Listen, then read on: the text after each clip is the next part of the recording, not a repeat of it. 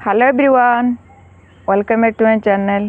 मु तितनी आपण मानक आउ एक नुआ वीडियो स्वागत करछि। आज आम देखा आंब गछर बौल फल मानक भितरे राजा आंब।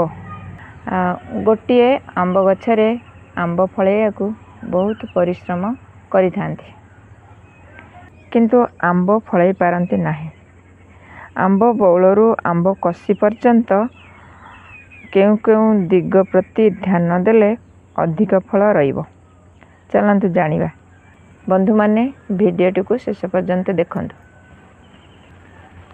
आपण माने जदि कलमी गछ लगै थांती ताहले प्रथम वर्ष बौल पळै आसे, किंतु माने बौल को छिंडे दे थाउ।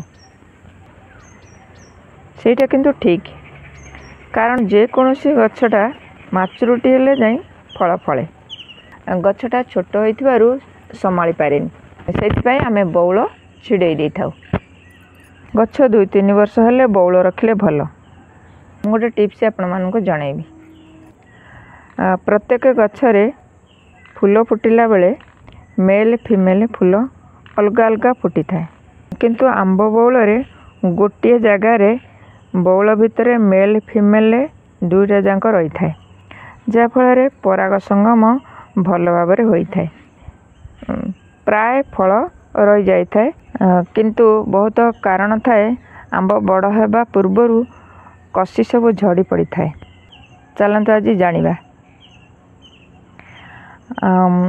असमय वर्षा हेबा, कुआपथर माड़ हेबा, अत्यधिक कुहुड़ी हेबा, आंब बौल रे पोक लागिबा साधारणतः आंब डाहाणी बोली कही थांती। आंब बौल रे कला दाग आसीबा आउ शेष रे पानी अभाव रहिबा। एई कारण आमे आज जानिबा। चल प्रथम रे असमय रे वर्षा हेबा। जदि बौल आसीबा 10-15 दिन मध्य रे वर्षा होई थाए ताहले 70-80% फल नष्ट हो जाई थाए, कारण सेई समय रे फूल आहार ग्रहण करू थाए। आउ जदि कुआपथर माड़ हुए ताहले 90% फल आमर नष्ट हो जाई थाए। से तो पाणीपागर कथा। आउ जो 3-4 पॉइंट रहिला आमे आम भितरे आमे नियंत्रण करि परिबा। बहुत कुहुड़ी हेले बौल रे धड़ा धड़ा पिंपी माड़ी जाई थाए। धीरे धीरे सेई पिंपी गुड़िक कला रंगर होई बसा बांधी थाए। सेई समय रे आपण माने किछि गछ मूले धुआं देई परिबे। द्वितीय रे गछ मूल पूरा भल भाव परिष्कार करदेवे। तापरे औषध कोराथिन स्प्रे करिपारिबे। 1 ml रे 1 लीटर पानी रे आपण माने सबु बौल रे स्प्रे करिपारिबे। 10-12 वर्षर गछ होइतिले 2 ml रे 15 लीटर पानी रे आपण माने स्प्रे करंतु। आ जदि 2-3 वर्षर गछ होइतिबो 3-4 लीटर पानी लगी थाए। ध्यान देबे भल भाव रे सबु बौल पर्यंत पहुँची पारुथिबो जेकोसी औषध स्प्रे करूचंती। आंब देखंतु सबु एई भली भाव रे स्प्रे कर देबे। गछरे जो पोक लागि थांती साधारणतः आंब डाहाणी बोली ताकू कही थांती।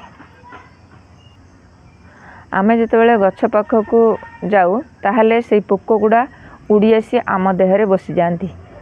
एई पोक एई समय ही हेई थांती। सेई समय पोक को नियंत्रण करिबा बा दमन करिबा निहाती दरकार।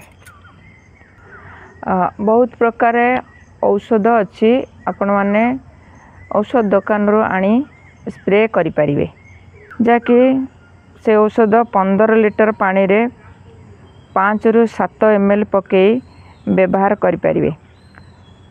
ए औषध भल काम करिथे। थरे पकाइले सबु पोक नियंत्रण करिथे। आसंत जानिबा आंब बौल कला दाग हेबा। आंब बौल रे साधारणतः आंब डाहाणी जोगु कला दाग होइथाए, नहले जेकोसी हार्मोन अभावरु होइथाए। सेही हार्मोन स्प्रे कले कला दाग पळै जाइथाए। सबुठु इम्पोर्टेंट हैला पानी। आपण मैंने आंब गछरे बौल आसवा पूर्वर पानी साधारणतः बंद कर दे था कारण सेतेबेले पानी देले बौल परवर्ते पत्र बौल अग कँली जाई थाए किंतु एभली चणा हैला परे गछ खाद्य खोजी थाए और प्रति 8 दिन थरे गछ मूले पानी बुडाई दे दियंतु जाफल कि फल केबे झड़बनी। मोर तो यहाँ 12 गछ वर्ष को 3 थर हुए। आ देखंतु केते सुंदर मोर चना पड़ी आसी। वर्तमान तो पूरा वर्षा लगी रही किंतु मु बौल रे सबू नियमित स्प्रे स्टेप बाय स्टेप रे करथिली।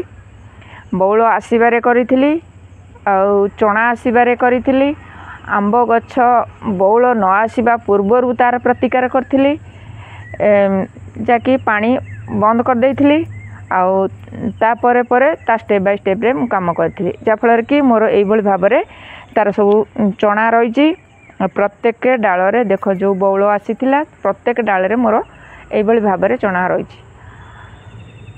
तापर स्टेप रे आमे टिके बड़ हेले तापर स्टेपटा आमे नबा। और ये वीडियोटा भल लगुए ताहले लाइक कमेंट शेयर करेंगे। आ मो चैनल जदि आपण माने नुआ देखुचंती ताहले गोटे सब्सक्राइब करेंगे। आज पई एतिकी पुणी आसीबी आउ एक नुआ वीडियो नुआ टॉपिक सहित सेते पर्यंत गछ लगाउथांतु आपण माने भलरे थांतु। जय जगन्नाथ।